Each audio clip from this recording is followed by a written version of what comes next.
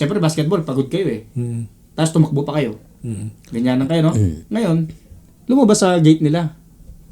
Sabi niya ganyan, hinihingal. Sabi niya doon sa police chief, na paano yung mga yan? Anong napano yan? Sabi niya, halika rito. Sabi niya, isa ka sa nagbabasketball.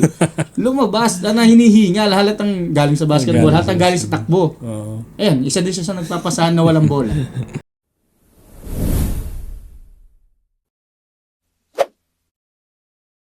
Kailangan natin yung robel. Parang ting-ting. Para sa, di ba yung dyan natin para tutulog? Sabihin ko na lang, para Maganda din yung ano, kailangan kasi may pakululong. Parang pag may naisip ko, alam niyo ba yung ganito? Yung parang gano'n lang. pwedeng pasok.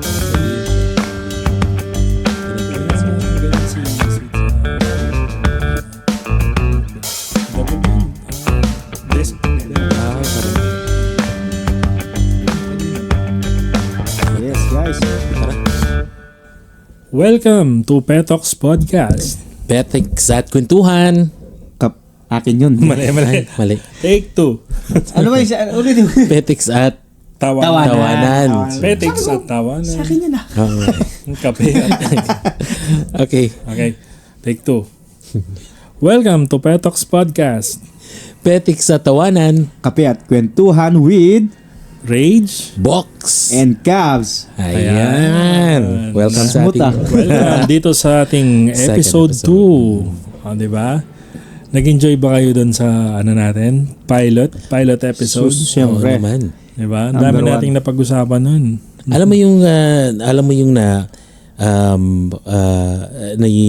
na-realize ko sa first episode, sa pilot episode natin is magkaiba tayong tatlo.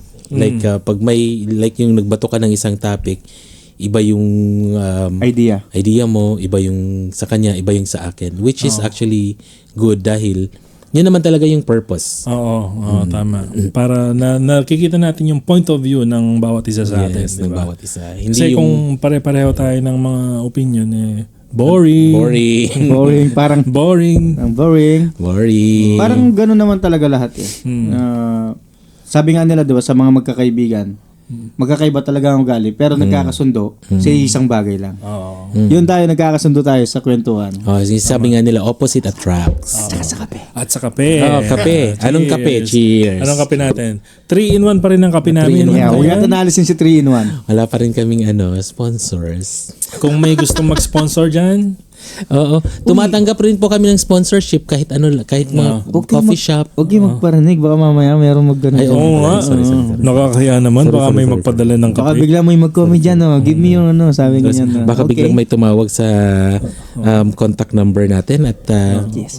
sponsor kami ng isang Ganito, ganyan. Ay, sorry po. Huwag tayo Nakakahiya naman. nagpaparinig. Nakakahiya. So, yun nga, Kuis. Ano bang ano natin ngayon? Kumusta? Anong Ayos. bago sa atin? Ayun, so 1 week. Trabaho pa rin. Trabaho pa rin. Trabaho pa rin talaga. Pa rin, no? Hanggang At nangangamoy least kusina. malapit na yung malapit na yung Ramadan. So, Oo. Yes. Shorten. magiging shorten period. Asahan nyo guys, baka marami kaming episode nun. Baka marami kaming episode. Marami pag-uusapan about Ramadan. Kasi ibang-iba yung Ramadan sa Pilipinas, ibang-iba din talaga po yung Ramadan dito. Considering po na Muslim dominated country. Oo. Tsaka yun ang isa sa pinaka malaking adjustment ng mga Pilipino. Oo. Pero Dito sa ang UAE. masasabi ko lang siguro, I'm not basing it on experience, no? Kasi wala naman, Dubai pa lang UAE pa lang yung ibang bansa na napuntahan ko. I mean, kung saan ako nag-stay at nagtrabaho talaga. Pero dito, napaka-tolerant ng mga talaga dito, no? Ng mga lokal, di ba? Kahit na Ramadan, kahit na nagpa-fasting sila, yung talaga sila, tolerant sila towards other cultures. Considerate din sila sa ibang culture, sa ibang religion. Kinukonsider talaga nila yung mga ibang lahi talaga. Kasi isa yata ang Dubai sa pinakamaraming lahi na mga nagtatrabaho. Oo. Diverse. Oo. Siguro, Napaka-diverse. correct me if I'm wrong, pero sa pagkakaalam ko, 80% ng population or Mga is mga expat. OFW. Pero ito tanong ko, anong pinagkaiba ng expat sa ibang lahi? Hindi ko alam. Pag expat, mga puti. Ex ni Patricia. Expat. Pagka mga puti, expat ang tawag diyan. Pag mga Kaya totoo ba yan? Yung medyo kulay brown na yung ibang lahi, Ex-black ibang lahi na yan. Totoo. Ibang lahi. Hindi ko alam kung totoo sinasabi niya. Expat, parang mahirap tawagin na expat yung mga Pilipino. Ang alam ko lang yung expat, yung ex ni Patricia, yung kapitbahay namin. Expat. Ex ni Pat. Pumayat na siya, expat. Dati siyang mataba. Dati siya mataba, expat. Okay, Sabi ko sa inyo eh. May kabuluhan po. Sosobrahan na tayo sa kape. Cheers! 3-in-1. 3-in-1. Ang puti ng kape ko? Oo. Creamy. Very creamy. Tapos yun. So, kumusta po ang ating mga past week? Rage, ano ba ang napagkaabalahan natin? Ayun, nag-edit. Ayun, masaya. Nag-enjoy ako dun sa first episode natin at natuwa naman ako at kahit papano para sa akin yung na-meet naman yung expectations ko sa pagsimula natin nitong podcast nito. Di ba yun naman talaga yung importante? Yung maging masaya lang tayo sa kung anong ginagawa natin. Tama. Yun lang naman talaga. Ikaw, Cubs, anong ganap? Usually, nagluluto pa rin isang linggo. Uy, may narinig ako. Ang sarap-sarap daw ng... Nagdala nung isang araw yan ng pansit. Anong pansit? Pansit gisado. Pansit gisado yun. May kasamang kanton at saka bihon. Oo. Ang sarap-sarap nga daw. Hindi ako nakatikman. Kaya kayo guys, kung gusto nyo matikman yung luto ni Cubs, Comment lang kayo dyan. Ako mag-reply na ako sa inyo. Or i-PM nyo siya para sabihin niya sa inyo kung saang restaurant kayo dapat Oo. Yes. Masarap daw. Isa sa pinaka isa sa pinaka magandang restaurant ngayon. Sa ngayon, hindi muna namin pwedeng sabihin dahil bawal mag-promote. Tsaka hindi rin ako nakapagpaalam. Oo, yan. Kung okay. Pero soon. Baka yun. Darating tayo dyan. Masabi natin. Pero kung gusto nyo bumisita, comment lang kayo dyan or mag-message lang kayo kay Rage at kami nang bahala sa inyo. Ako talaga, pagkatapos ng first episode natin, nung nag-recording tayo, nasa euphoria ako. Parang Euphoria, ha? nasa ang layo ng napuntahan ng utak ko na magiging ganito tayo, ganyan tayo. So na-visualize mo na. Na-visualize ko na. Na-visualize mo na. Mindset lang yan. Kasi nga, sabi nga ni Rage, na-meet yung expectation niya. Sa akin naman, more than na-meet yung expectation dahil hindi ko talaga lubos akalain na ganun yung kaganda yung kwentuhan. Lang. Akala ko, marami tayong mga poses dahil mag-a-adjust tayo sa isa't isa. Pero hindi. Kasi iba yung harap ka sa camera eh. Oo. Diba? Tapos parang iba din yung na ibabahagi mo sa mga viewers yung thoughts mo and all. Kumpara sa yung uupo tayo dun sa labas na with a cup of tea. Thinking na walang nakikinig sa'yo, no? But then again, yun yung gusto nating ma-achieve. Yung parang kwentuhan. Parang yung sinabi nga nung isang kong kaibigan, si Mox. Shout out kay Mox. Hi, Mox. Hello, Mox. Nasabi nga niya na interested din siya, gusto din daw niya sumali sa atin na mag-podcast. Pero pag alam daw niya na recorded, nawawala siya sa hindi. Nawawala yung pagiging spontaneous niya. Pero ako lang nagsasabi sa'yo. Ako na nagsasabi sa'yo, Mox, hindi. Sinabi ko din yan kay Rage nung yung first episode namin last week. Sabi ko, ikaw nang bahala sa akin kapag nakikita mo ako nag-struggle. Ikaw nang bahala magtanong. Pero mas madaldal pa ako sa kanya. di ba? Totoo. Ang akala ko nga nun, kasi target namin is isang oras man lang na recording. Oo. Higit pa doon ang Ayun nga sabi nga ni Rage, yung na-meet mo yung expectation. More than. So, ako hindi ko in-expect na gano'n na mangyayari sa atin. Ang ganda ng flow talaga. Sarap-sarap. So, yun, last week then, I get the chance to relax a bit, umupo sa upuan ko sa kwarto at manood ng news.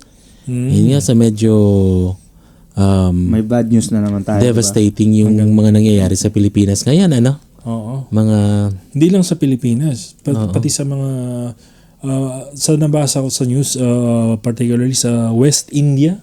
West India. West Bengal, India.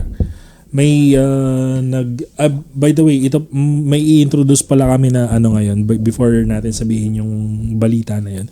Meron kaming segment na kung saan pinag-uusapan namin yung mga trending topics na kagaya niyan. Okay? Ang pamagat po nito ay Hot Brew. Hot brew. Dahil para related sa kape, di ba? Siyempre. Kasi dapat Yun ang segment natin. Hot brew. Hot Brew. Di ko alam ang tawag doon i-pronounce yung hot brew. Bro. Hot brew. Yun ba yung BRO? Parang. BRU. Parang short ng Bruhilda. Shoutout Brunhilda. Bruhilda. Kung nakikinig ka ngayon. So anong topic ang So yun nga, kumakalat sa news ngayon as of this recording as of this recording, pero lalabas to, hindi ko alam kung paano yung magiging escalation ng topic na yun, pero as of this recording, ito meron akong ni-research dito. May na-confirm nga daw na 2 infection ng Nipah virus ang pangalan niya. Nipah virus. Anong country yan? Sa West Bengal, India. At ang mga nito is health workers. Health workers. Pwede niyong i-google. ito nga, napag-google nga ako. Doon sa nakausap ko is parang mas malala pa daw to eh. Pero I don't want to cause any panic mga nababalita lang na mas malala pa daw ito kaysa sa COVID. Dahil may mga symptoms to na kagaya ng sa COVID plus added yung meningitis yung nagkakaroon ng swelling sa yung utak. namamaga din daw yung Sa mga utak. parang na search ko yan before yung podcast natin ngayon. Itong Nipah parang may pamamagain siya sa'yo na sa part ng katawan mo yung hanggang sa mahirapan kang huminga mga ganun. Pero ang good thing naman daw, sabi nung doktor na pinanood kong vlog, hindi daw siya kagaya ng COVID na sobrang bilis kumalat. Tsaka hindi siya airborne. Hindi siya airborne. Yun yung good thing doon. Kaya yung mga na-infect is mga health workers dahil contact sila. Direct contact. Nagkaroon sila ng contact. Ito nga, ayun nga sa internet, it is nanggagaling siya sa mga infected animals such as example yung bats or bat. Di ba yung COVID parang bat din yung parang doon din yan. Bakit parating ka na? Siguro kung nakakapagreklamo yung paniki, ano ba? Akin na naman. Please lang po, wag niyo pong kainin yung mga paniki sa inyo dyan. Ako Ang dami na namang naman. ibang pwedeng kainin. Pero yun nga, yung sinasabi mo nga, maganda yan yung kung paano nagsisimula ang Nipah virus. Meron akong nabasa, okay, but don't quote me on this. Parang nabasa ko lang. At saka disclaimer lang, better check your sources bago kayo maniwala sa mga ano. That's true. So Totoo ito yan. nabasa ko is kaya daw nakuha sa bat is mga dahil fruit bat yata. Mga fruit bats. Ano niya? Tapos yung fruit bat, siyempre fruit bat yan, kakainin yan fruits. Diba? So yun yung naipasa yung virus dun sa fruit at yung fruit hindi na prepare ng mabuti or hindi na linisan. Parang ganun. Meron din naman akong kasi yun nga yung search ko nga, parang dun sa yung sinasabi mo na fruit bat, kumakain ng prutas yung bat. Yung paniki, So yan, tapos yung kinain niyang prutas is nakain din ng tao. Hindi, ng Ibang animals. Ibang animal like ng farm animals. Then yun, may tendency din daw na or kumalat. yun din yung way ng transfer ng Tapos yung animal na infected kinain ng tao. So yun naging infected. Which is on a positive note, ang maganda lang is it's not airborne. It's not. Mas madaling makontrol. Mas madaling makontrol. So matatransfer siya through close contact with an infected animal or an infected person. So let's look at that on a positive note. Ayun nga. Ikaw, Rage, sa airport ka, di ba? May mga precautions na ba? Or wala pa naman? Sa ngayon, wala pa silang sinasabi. Although meron na mga airports sa Asia, sa ibang parts ng Asia na nag-heighten na ng alert. O nakikita ko yung Hindi, maganda na kasing ganun ang gawin nila. Kasi nung pandemic, mabilis kumalat. As in, alis ngayon mas mabilis yung action. May mga protocols na sila para sa mga ganyang bagay. At wala pang alam niyo na yung wala pang vaccine para sa wala pang vaccine. Nipah virus. Again, itong binabalita namin as of this recording, yun pa yung mga information. At again, wag po sana tayo magpapanik. Bago kayo maniwala sa mga balita, i-check niyo yung mga sources nyo. Ganyan. So, wag kayo basta-basta maniwala at magpanik. Yan. Makinig kayo sa mga news kung ano yung bagong update. Ayan. At, since napag-usapan na rin natin yung pandemic, mga viruses and all. So, ano lang natin, di ba? Fresh pa sa mga minds natin yung yung iba ngayon pa lang bumabangon. Yung pandemic, parang kailan lang. Napaka-fresh pa sa mind natin. Which is a good thing kasi ngayon, nasa Pilipinas ka nun. Sa Pinas pa ako nun. 2020? 2020. March 17, hindi ako pwede magkamali. March 17. Kasi birthday ko nung nag-lockdown. Yung regalo sa'yo, lockdown.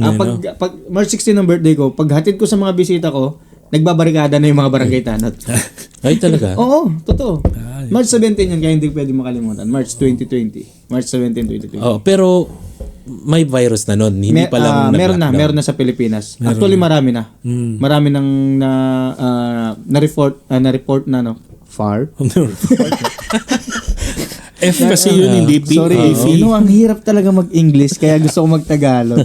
Yan ang may mga report na meron na talagang Kaya that day, madaling araw, paghatid ko sa mga bisita ko galing sa amin, nakita ko kada barangay, nagbabarikada na kada kanto. Buti nakauwi pa ako nun. Grabe na, no? Ano yung kwentuhan mo nga kami. Oo, paano yung situation dun sa Pilipinas? Kasi nandito kami sa Dubai noon. Sa UAE noon. Ang tagal ang tagal nung bago kami. Iba yung naging situation dito sa UAE kumpara sa Pinas. So, enlighten us. Magkaiba talaga dito kasi nakita ko yung government nila dito. Malaki ang mga tulong na ginagawa sa mga mamamayan nila talaga dito.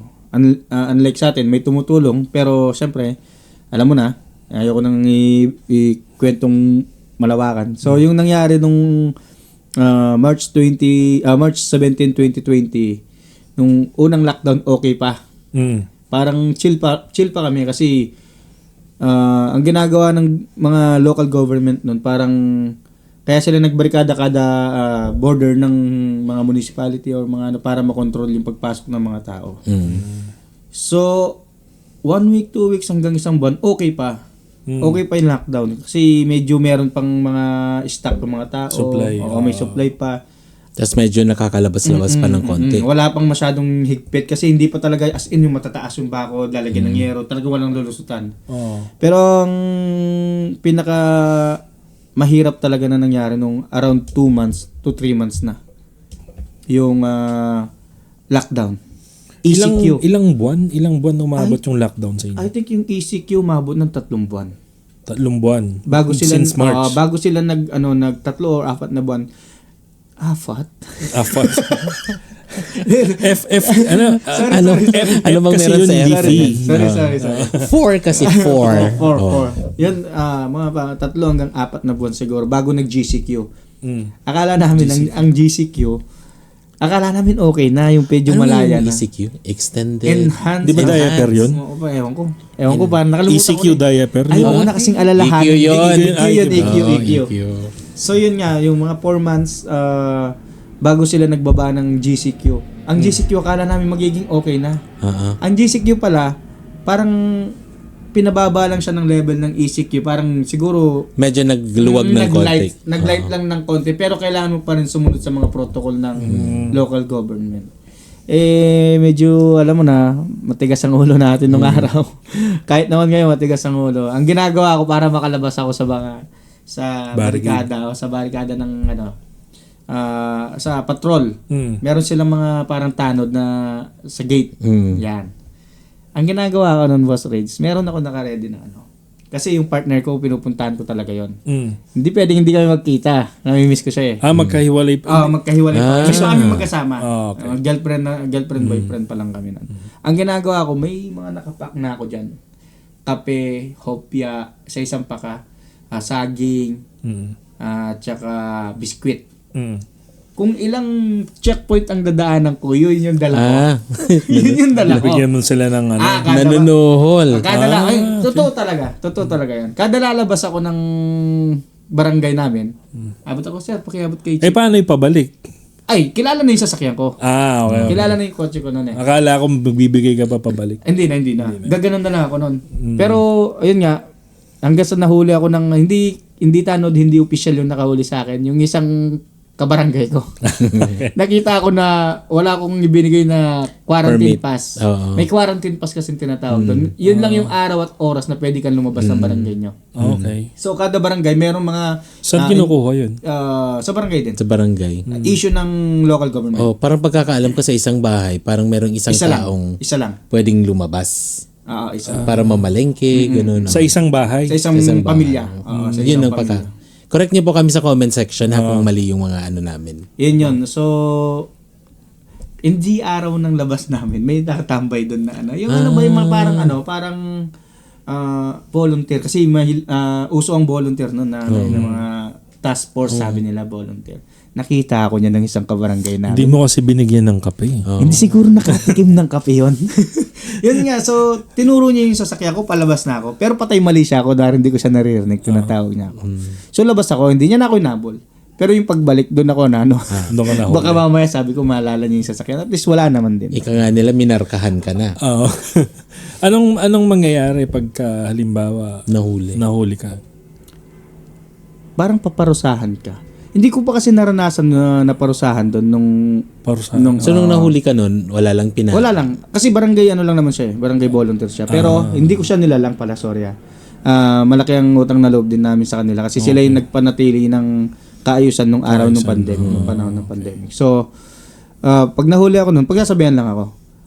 Unlike yung mga kaibigan ko nun na matitigas talaga, mas matigas ang ulo sa akin, nagbabasketball, nahuli ng mga authority. Mga pulis ng San Miguel sa barangay. Ano, nikukulong sila? Yung iba kinukulong, yung iba dinidetain ng one day ganyan. Or yung iba, ang ginawa doon sa mga kaibigan ko nagpapabasketball, pinatakbo. Pina-exercise sila. Yun yung usong ginagawa nung pandemic. Ang ginawa sa kanila, pinatakbo sila sa barangay na walang hawak na bola pero nagpapasahan sila ng bola. Habang kinikwento sa akin ng kaibigan ko yun, hindi ko mapigilan tumatawa. Meron pa na isa sa lang kaibigan na... Joke naman yung barangay. Totoo. Ganun talaga. Ganun ang ginawa sa kanila. Okay. Meron pang isa doon na binata, siguro around 17 years old or 18 years old. Nakatakas na. Siyempre, basketball, pagod kayo eh. Tapos tumakbo pa kayo. Ganyan lang kayo, no? Ngayon, lumabas sa gate nila. Sabi niya ganyan, hinihingal. Sabi niya doon sa police chief, na paano yung mga yan? Anong napano yan? Sabi niya, halika rito. Sabi niya, isa ka sa nagbabasketball. Lumabas, hinihingal. Halatang galing sa basketball, halatang galing sa takbo. Ayan, isa din siya sa nagpapasahan na walang bola. Ganun kahigpit din doon sa So kung runner ka pala, mag-i-enjoy ka sa parusa nila. Pero kung mga kagaya pero nakita ko din nakita ko natin dun sa balita, parang ang isa sa mga parusa is pag nahuli ka, parang ilalagay ka dun para sa isang basketball court, nakaupo ka lang dun na layo-layo kayo. Yung iba ganun. Yung iba naman pinag-exercise talaga sila. Pinag-exercise. Nakaupo lang, ganun. Nakaupo lang sila dun sa di ba may nabalita nga nun na kinardiac arrest dahil dun sa exercise nung meron sa Pinas nun yun. And then ano pa ba yung mga nangyari sa amin? Nabiktima ba sa pamilya niya ng wala naman. Yung utol ko nagkasakit noon pero alam mo kasi, totoo kasi ito, no? Alam nyo kapag nagkasakit kayo nung panahon ng pandemic sa Pilipinas, hindi ko naman... Trauma na. Hindi ko naman sinasabi na may mga ginagawa yung mga ibang tao na sa kinaukukulan na. Wala akong sinasabing ganun. Pero ang napansin ko noon, kapag may sakit ka, fever or trangkaso, pag nagpunta ka sa Matic, hospital, automatic, COVID ka na. Wala mang test, gano'n. May test, hindi mo naman, sino bang makakakita ng test, di ba? Wala tayong kaalam-alam sa lahat. Tapos maraming rumors na dumarating na balita sa local government namin na ganyan, ganito. Sabi niya, ayaw ko na lang sabihin. At nasabi ko nung last episode kung taga-saan ako. Baka mamaya, hindi ako makauwi. Yun, so, may mga rumors na ganun na, yun nga. Humors o rumors? Rumors.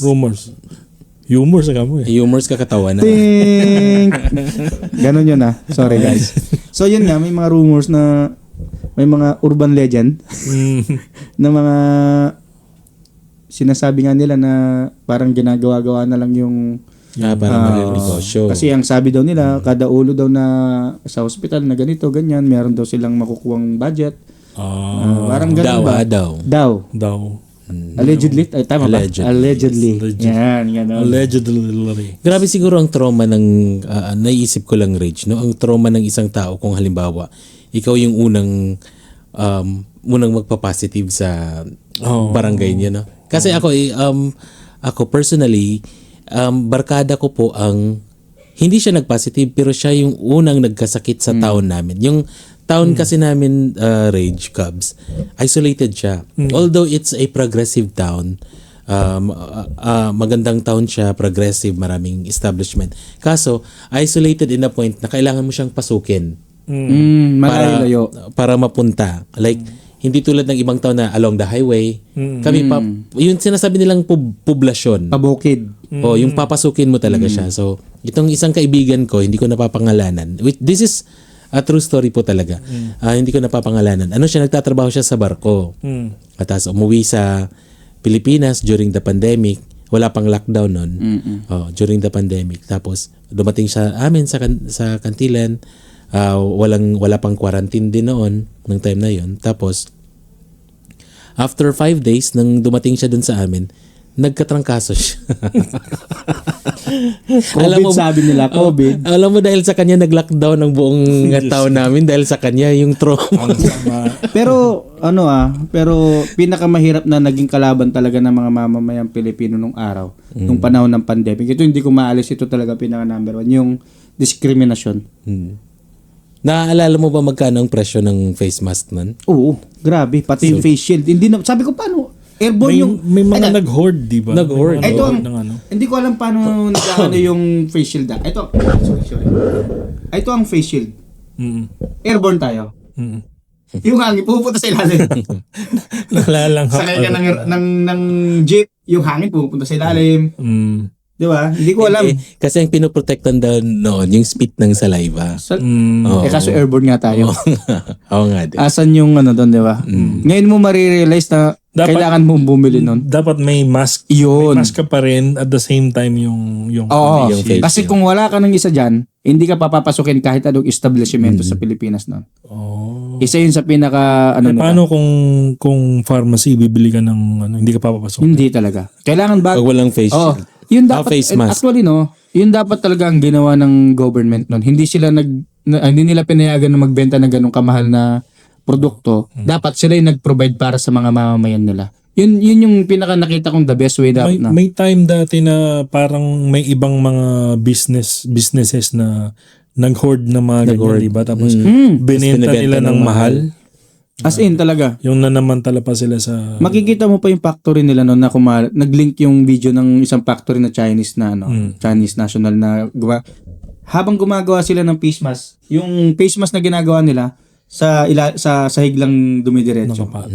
Hindi na lang naman sa mga companies or mga pharmacies. Kahit sa mga tabiruin mo yung kahit 180. sa government natin, ginamit pa nila yung pandemic or yung sitwasyon para somehow maka-benefit sila. Pero what to do, di ba? Wala naman tayong sinasabing agency or kung ano man. Pero alam natin yan. Alam. Na yun eh. Kalakaran na yan. Yung nilalagyan pa nila ng mga mukha nila sa packaging. Sa packaging. Ayun, yung mga yun, dinodrawingan ko yung mukha eh. Tapos bibili Wala ng... sila. Tapos yung mukha niya, hindi man naka-face mask. Kaya pa. Sana nilagyan din ng face Dapat mask. naka-face mask. Oo, yung Oo, picture. tama. Para role model. Oo. Tayo dito, Rage. Ano ba yung experience mo dito? Maganda, no? Sa mga naririnig ko na kwento mo sa Pinas, ibang-iba. Ibang-iba yung pagkaka-handle nila dito sa Ibang-iba. Malayo. Nagkaroon din ng lockdown. Tapos yung pwede naman lumabas pero through text, 'di ba? Naalala mo 'yon, yung meron silang hotline na magme-message ka para humingi ng permit Para labas. Tapos kapag nag-message ka, may feedback sila na okay na, aprobado na, pwede ka lumabas. Bari magme-message ka dun sa hotline na 'yon. Tapos hihintayin mo na pumasok yung reply na may permit ka na. Pagka pupunta ka ng supermarket or Yun lang ng ipapakita mo yung permit mo bago nila papasokin. At siyempre required din yung mask. May limit naman yan. May limit yung bawat establishment eh. Minsan up to 10 persons lang per establishment. Depende sa laki ng... So may pila din dito. Wala sa bahay, nasa establishment. Kung ilan ang halimbawa, pupunta ka ng... Kasi parang dun sa text, parang... Ay, nakalimutan ka na. May mention mo kung saan ka pupunta, no? Oo. Kung parang may code sila per area. Per area. Pero nabalitaan ko kasi fresh pa noon na 2023 ako nakarating dito. So mga 2 years, 3 years pa lang ang nakakalipas ng pandemic. Medyo fresh pa noon eh. Nabalitaan ko, ang ganda daw ng bayan niyan ng mga kabayan dito. Meron pa daw. Oo, may pa... Papapantry pa daw. May pa pantry, may pa... Yung mga kabayan daw na... Mabigay. Kasi Ako personally... mga na hindi talaga makapasok sa trabaho unless siya yung libre tsaka may car lift sila ang pupunta. Hindi yung trabaho mo is essential, parang essential worker. Okay. Oo, ganun. Pag kailangan na kailangan talaga yung trabaho. Ako, personally, nag-volunteer ako nun nung pamimigay ng bigas. Sa Riga nun, nung time na yan. O sa ano. Yun. Maganda naman yung pagkaano ng UAE, sabi nga ni Rage. May parang nag-progress siya from text, tapos naging permit. Tapos nagkaroon sila ng application na kung mag-green yung ano mo, mapapag-green mo yung status mo. You're free to... Pwede kang pumasok sa trabaho, ganyan. And then para mag-green mo yun, kailangan mo of course magpa-vaccine, magpa-swab, ganun. Pwede kang pumasok sa trabaho. Yun lang ang pinaka-hassle sa inyo. Pero para sa inyo din naman, di ba? Tsaka ano talaga noon, nung time ng kahigpitan talaga ng pandemic, yung pagdating ng alas 6 ng gabi, tutunog yung phone mo. Mag-a-alarm siya. So meaning to say, wala nang pwedeng lumabas. So meron naman din sa amin na ano. Oo. Meron din na curfew. Pero ang nag-a-alarm yung wangwang ng ano. Wangwang ng pulis. Sa phone namin. Tapos pag silip mo sa bintana mo, grabe sila dito. Tahimik. Tapos yung makikita mo yung mga bus or cleaning ng government, talagang linis yung mga At saka daan. meron din dati yung mga drone. Oo. Diba? Yung mga drone na... Hindi nagbabantay. Parang nag-spray sila ng sanitizer sa mga daan. Oo. Nag-spray. Kasi sa amin ng sanitizer, alak eh. Totoo. Alam mo yung... May alcohol nga naman yun. Alam mo yung walang-wala na ang mga Pilipino nung araw na yon. Biruin mo, umabot ang presyo ng emperador noon, umabot ng 290, 280 ang isang bote. Tapos, ito pa yung napaka sa mga kabayan, no, sa mga Pilipino nung araw ng pandemic. Iyak sila ng iyak sa gobyerno, pero yung alak, ang kayang-kaya nilang bilhin. Di ba? Biruin mo yung Alfonso 450, Alfonso lang. Minsan umabot ng I think 1,000 ang Alfonso. Oo. Nung talagang walang-wala na. Oo. Alam mo sa higpit dito sa UAE nung time na yun, nagiging parang takot na rin namin ng mga hindi lang ng mga Pilipino kundi ng mga halimbawa kasi dati dahil sa sobrang higpit ng UAE na ayaw talaga nilang kumalat yung virus. Kapag merong halimbawa nakatira ka sa isang building, pag merong isa na nagka-COVID dyan sa building na yan, automatic lock ang buong building. Paano Paano yung trabaho nyo? Walang makakalabas. Lockdown. Unless essential worker. Like ako kasi, nung time ng pandemic, sa isang call center kasi ako nagtatrabaho noon. food industry. So naging manager ako ng isang call center. So essential kami that time. So ako nakakalabas talaga ako freely. Kasi may papel ako eh. Pag nagtatrabaho ka kasi employee, galing sa employer mo. Hindi, sa government. Sa government. Kapag nagtatrabaho ka kasi sa food industry, nakakalabas ka freely. Anytime, ganun. Tapos yung metro nun, may mga pila. May makikita, may nilagay sila mga sticker sa Naku, sa hanggang floor. saan lang. Doon ka pipila, pwede kang tumayo doon sa mga pila na yun. Baga, parang dito ka tatayo, may sticker dyan. Tayo ka lang dyan. Tapos yung next na kasunod mo, may sticker din. Actually sa Pinas may ganyan din naman. Meron din. Meron din naman pero grabe lang talaga yung dami ng tao sa Pilipinas. Talagang halos lahat talaga. Meron pa nga paano tawag doon yung panic buying ba yun?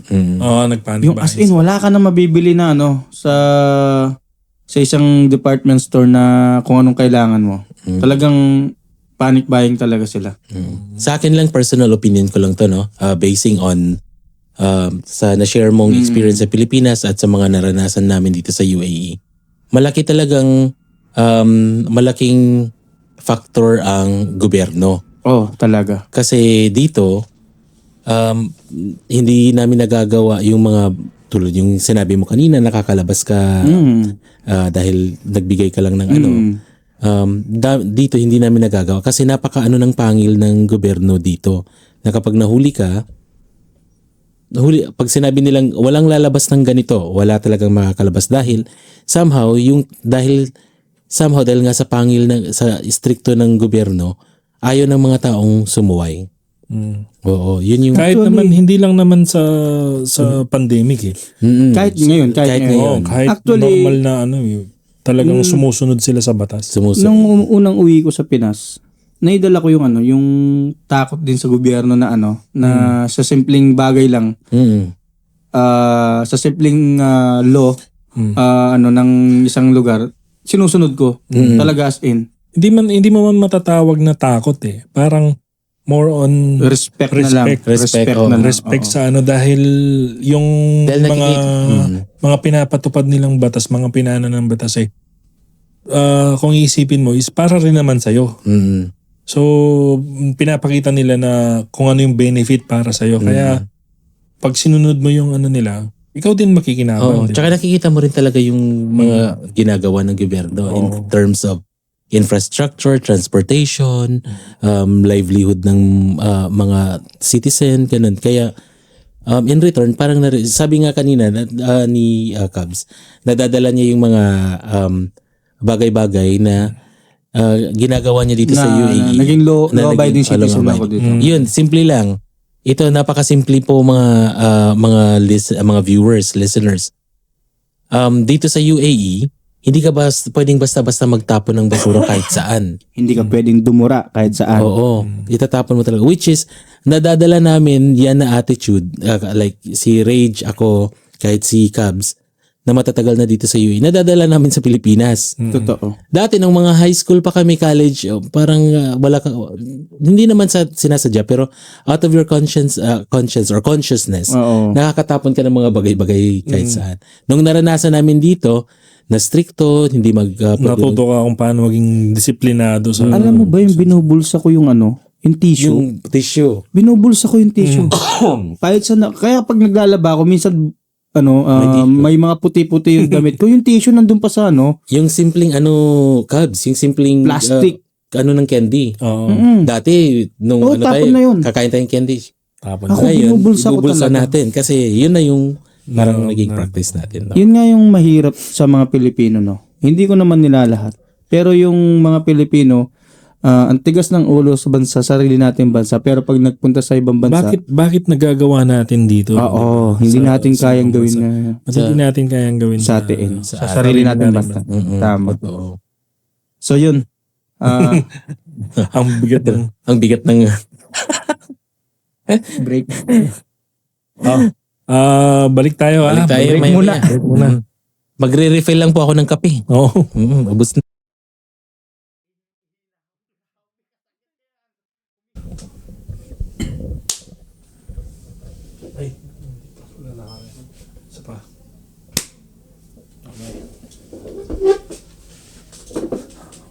Ayan, tapos na yung break. Tapos na yung break. Sudden break. Ano? Nakakapag-refill na ng kape. Ihina no? Welcome back sa Petox. Welcome back. And so, sana tayo? Ayun na. Sa mga kwento natin nung pandemic. Yes. So, nung pandemic ba, nag-positive din ba kayo? Sino mo nang sasagot? Ikaw ba? Ikaw na. Ako muna. Ako hindi. Hindi ka nag-positive. Pero nilagnat ako nun. Sinarang kaso ako, wala akong panlasa, wala akong pang-amoy. Lahat ng sintomas ng COVID na sa akin. Nagpa-test ka? Hindi ako nagpa-test. Pero Wala namang na... wala naman. Pagkatapos nun, wala naman nilagnat sa amin, wala naman nagkasakit. Pero ako mismo nag-isolate ako sa kwarto ko talaga. Okay. Doon ako lumalabas siguro 4 days, 5 days hanggang sa kaya na nung katawan ko. Yun. Pero hindi talaga pwede yun eh. Dapat talaga nagpa-check ako. Bad yun. Dapat talaga Huwag niyo pang nagpa-check. gagayahin. Hindi gagayahin. Ako naman nagkatrangkaso pero fortunately negative naman siya. Oo. Kasi nung nagtatrabaho ako nun sa call center sa food industry nga, 20 kami nun, 3 na lang kami naiwan. Oh. Bigat ha? Every From time 20. Matira matibay. Every time na may magpa-positive na agent, check ka agad lahat. O, ganun. Swab test agad. Swab test agad. Ang sakit sa ilong nun. Grabe. Yung laki pa naman. Tapos kung may pinagdadaanan pa yung nagtetest sa'yo, yung parang gigil na. Sandali, mali. Nagkamali ako, isa pa. Aray Ano, mo. kumukuha ka ba ng sample ng utak ko? Merang ganun. Pero masakit talaga yan. Oo, nagkatangkaso ako. Pero fortunately, negative siya. So, 3 kami naiwan sa call center. Doon ako natutulog doon halos sa call center kasi magbubukas kami ng alas 9 ng umaga, matatapos kami ng alas 3 ng madaling araw. Tapos kinabukasan ulit. Although freely kaming nakakalabas dahil food industry nga. Nung time na yun kasi ang bumubuhay talaga sa mga food, sa mga restaurants, ganun. Delivery. So Doon kayo dumami yung key. mga delivery. Oo. Kayo ang key kasi nagkakaroon sila ng customer through delivery. Oh, through delivery. Oo. Tsaka nauso din yung work from home nun. di ba? Work from home, oo. Hindi yun nangyari sa amin sa ano talaga. Sa pumupunta talaga kami sa call center. Kami naman, nung dati, hindi pa dito yung bahay namin sa ibang, sa ibang apartment. Mag-start yung lockdown, saktong lumipat kami doon sa bagong Doon ba yan sa ano? apartment. Sa may clock tower? Hindi. Yung dito na sa may ano. Doon, Sa may, dito na sa may Salaudin, Ah, malapit Salaudin. sa Salaudin. Tapos nagkasabay-sabay kaming mag-positive bali ako, asawa ko si Sweet, tsaka si Gail, ang anak ko. So sabay-sabay kaming nag-positive. Dahil yung time na yun, yung partition, sama-sama kami. Wala pang separate na kwarto si Gail. So, yun. Nagkahawa-hawa kami. Sakto, doon kami sa isang partition. Yung mga kasama namin sa bahay nun, walang positive sa kanila. So, yun. Inaabutan na lang nila kami ng pagkain. Nakakulong lang kami doon sa kwarto. kami din kasama namin sa bahay, nag-positive din siya. Pero, 2 weeks. 2 weeks din kami. Kasi, naalala ko nun, nag-start na kami pumasok. Kailangan mo ng negative test result para makapasok. Siguro 3 beses ako nagpa-check. Doon sa pang-apat, doon pa lang nag-negative. Lahat ng 3 positive lagi. Pero sabay-sabay yun o may pagitan na araw? May araw na kailangan pagka Like 14 days. positive ka, maghintay ka ng ganitong nakalimutan ko na kung ilang araw, 4 na araw yata or 5 araw. Tapos Before checking mo magpa-test that. ka ulit. Okay. Ganun. ito talaga no. Kasi naranasan nyo. Ano yung feeling ng walang panlasa at walang pangamoy? Ako hindi ko naranasan yun. Kumbaga nagkaroon ako ng ubo, pero yung panlasa ko wala na. Nandun pa rin. Ikaw, Ako wala akong pang-amoy at wala akong panglasa talaga. anong feeling yung pag kumakain ka? Ang Wala hirap. Ako, food lover ako eh. Pero nung time na yun, sobrang hirap talaga sa akin. Nagkaroon kami ng lovers quarrel. Nung Aray mo. LQ sila. LQ kayo. LQ sila ng food. Talaga, hindi ko malasahan kahit anong gawin ko. Alatan mo, asiman mo, hindi. Kaya ang ginagawa ko nun, mahilig akong kumakain ng manggang hilaw. Yung para nalalasahan mo yan. Yung, May konti. May konti. Tapos nung bumalik yung panlasa ko, patay sa akin yung kanin. Oh, patay. Naabuso. Actually, nung panahon na pandemic sa atin, hindi ako takot sa COVID. Hindi ako natakot sa COVID. Ang kinatakutan ko lang nun, kung sakaling magkakaroon ako tapos may papasa ko sa pamilya ko. Yun. Yun yung trauma. Yun yung pinakamalaking, ako kung makakaligtas ako, tapos yung pamilya ko hindi makaligtas sa COVID, yun yung pinakamalaking kinakatakutan ko nun. Kaya medyo mild lang din ang paglabas ko nung araw. Kasi di mo alam kung anong mangyayari no pag napasa mo sa iba. Halimbawa ikaw, alam mo sa sarili mo na kaya mo. Pero kaya-kaya ng mapapasahan mo. Yung ganun. Pero ako, on a positive note, no? Positive note ulit. May maganda namang naidulot yung COVID sa akin. Okay. Kasi nga, dahil sa COVID, nahanap ko yung, ika nga sabi nila, taong makakasama mo for the rest of your life. Yo! Isa mo ng sexy voice dyan, Box. Ganon. Kasi teacher siya, tapos distance learning nun. Nagkakilala kami through a friend. Tapos na-invite niya ako dun sa bahay nila. Nakita ko yung sitwasyon niya. Nakapartition sila. Tapos sa cortina. Teacher din yung sa kabila. Teacher. Tatlo silang teacher. So kapag nag-teach sila, kasi distance learning online, ang ingay nilang tatlo. Ganun. So sisigawan. Nagsisigawan sila. Ganun. So ang ginawa ko, sige, sorry. ang ginawa ko, tinanan ko siya. Yun. Kasi magmula nung tinanan mo hanggang ngayon magkasama kayo? Hanggang ngayon. Dahil doon. So, ilang taon na kayo? 5 years and 6 months. Tagal na. Ganon. So, dahil mag-isa lang ako sa kwarto, tinanan ko siya, doon ko siya hanggang doon na siya natutulog. Until ngayon, magkasama na kami. Hanggang nasanay na siyang kasama ka. Tapos, okay yung timpla ng kape nyo, ha? May nabuong love may story nabuong love dahil story. sa COVID. COVID Ganun lang. din si Sweet actually ng ang sa nila naman baliktad. Bali isang teacher, isang estudyante si Gail. So yun, si Gail tahimik nandun sa sulok. Si Mrs. sumisigaw dito sa kabilang side. Oo, di ba? Kailangan klaro kasi ang boses. Si Gail nun. Modulated. Si Gail nun nagkaklase. Tapos si Mrs. Nagkaklase din. Nagtuturo na.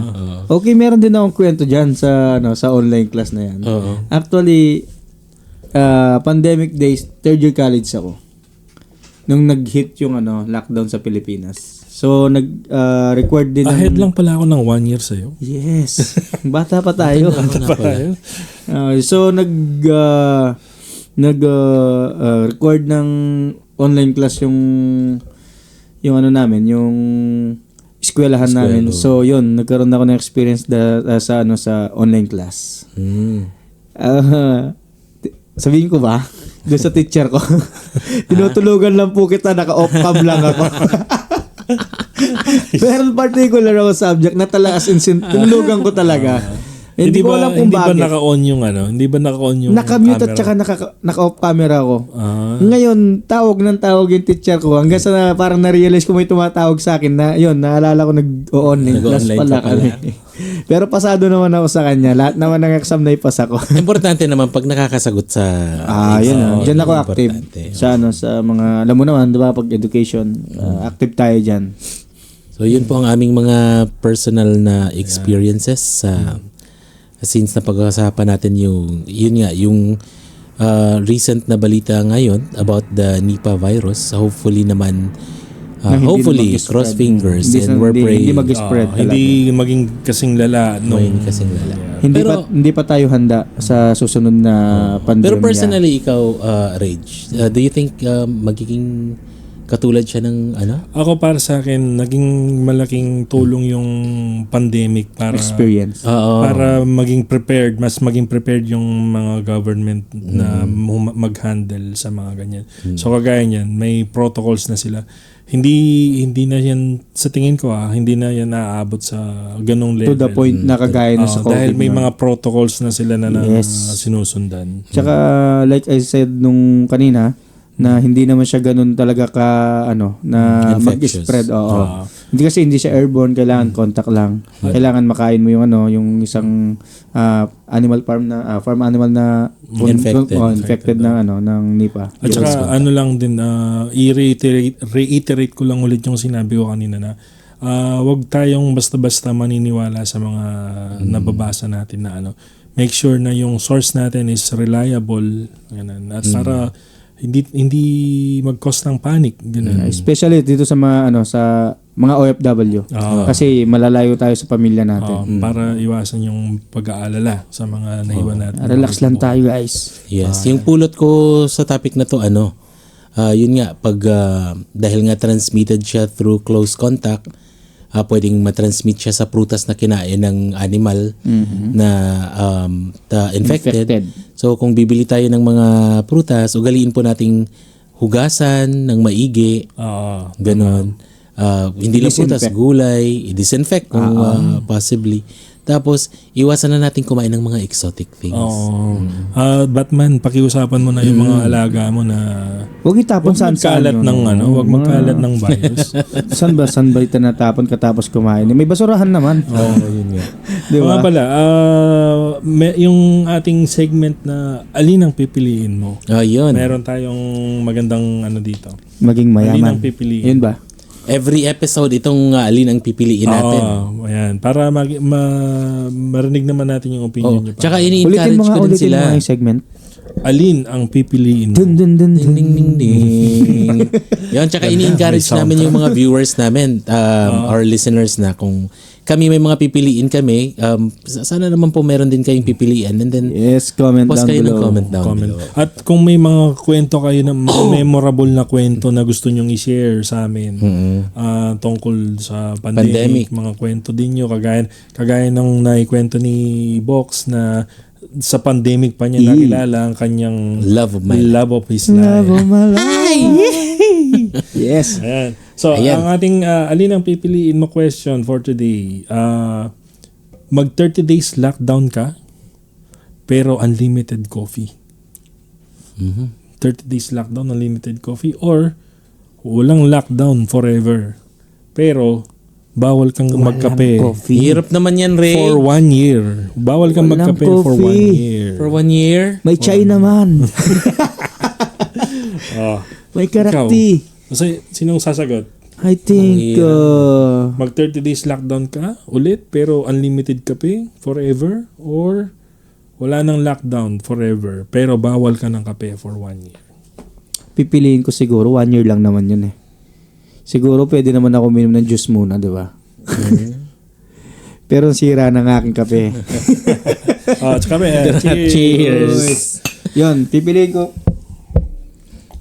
Wala na akong kape. Pipiliin ko yung 1 year na walang kape. 1 year na walang kape. Oo. Pwede naman siguro bandayan. Pero pipiliin ko siya kasi 1 year lang naman eh. 30 days na may kape, hindi ako makakatulog noon. Siguro, di ba, araw-araw kape. Hindi ako makakatulog noon, as in. Yun ang pipiliin ko. Yung 1 year na walang kape. Ako, parang hindi ko kakayanin walang kape. 1 year lang, box. Ako ngayon, kasi personally, nakakaubos ako ng mga 4 hanggang 5 kape sa isang araw. Oo. Dahil nga din siguro sa, alam mo yun, yung sa opisina, sa trabaho, yung hindi gumagana yung utak. Tsaka ako, cliche, hindi nagsisimula yung araw ko or hindi gumagalaw yung utak ko pag walang kape. Nang walang kape. Totoo yan. Ganun din ako. Hindi. Tsaka yun, 30 days lang naman na lockdown. Nakayanan nga natin ang 3 taon na 3 taon na lockdown. Kaya yan. Pero siguro, akin lang to. Kayo, ano ba sa inyo? Sa akin lang, hindi ko kaya. Hindi ko kaya ng walang kape. So, okay ako sa 30 days. Ako din siguro, payag din ako dun sa 30 days. Pwede mong gawing mini vacation yung lockdown. Wala naman nakalagay dito na lahat ng tao sa mundo magla-lockdown. Ikaw lang. Ikaw lang. So, 30 days lockdown. Napaka-clever ng ng tanong mo. bakasyon ka ng 30 days, walang istorbo. Walang istorbo. Tapos, unlimited kape. I think lockdown ka.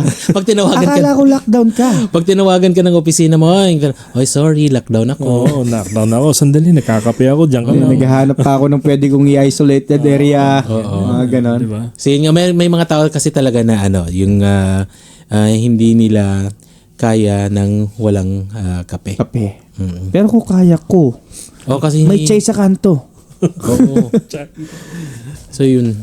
Yun lang. Yun po ang aking pili of the day. Kayo po, anong pipiliin nyo? Anong pipiliin po Ano natin? bang pipiliin nyo? Lockdown or isang Pero- taon na walang kape? Pwede siguro natin sila kumbaga isali natin sa usapan, no. Hindi naman sila pupunta rito, pero kung meron sila gustong i-suggest na topic, pwede rin nilang i-comment. Ayun. Yun, para meron kaming mapag-usapan. Hindi kami maubusan, di ba? Anong gusto nyong pag-usapan namin sa susunod? I-comment nyo lang dyan sa baba. Yun. Para araw-araw meron tayong meron tayong mapag-usapan. At Tsaka din naman para malaman namin kung anong gusto niyo. mga gusto nyo.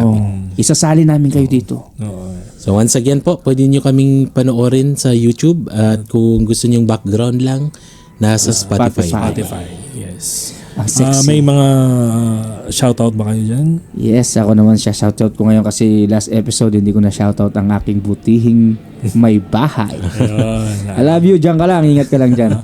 Naalala mo dahil dun sa mga kwento mo sa pandemic. Yes. Tinatakasan ko yung mga mga checkpoint para sa iyo nung araw. 'Di ba? Parang